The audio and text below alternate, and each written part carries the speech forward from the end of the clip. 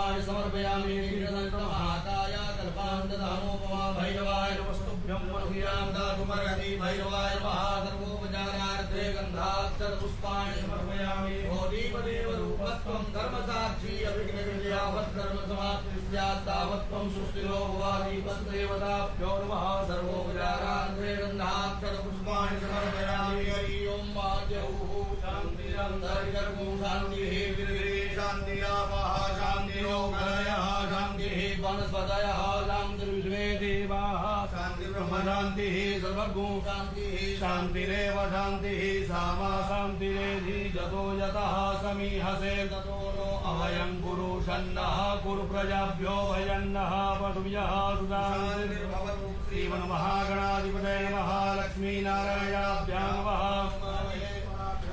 मारी हिरण्यगर्भाभ्यां नमः सती पुरन्दराभ्यां नमः माता पितृचरणकमलेभ्यो नमः इष्टदेवताभ्यो नमः कुलदेवताभ्यो नमः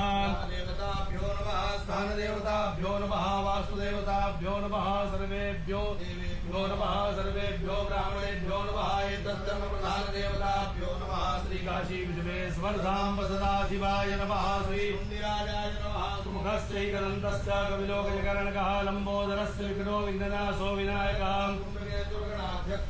चन्द्रो गजाननाद्वादशैतानि नामानि अपठे शृणुयादपि विद्यारम्भे प्रवेशे निर्गमे तथा सङ्ग्रामे सङ्कटे जैव विघ्नस्तस्मात्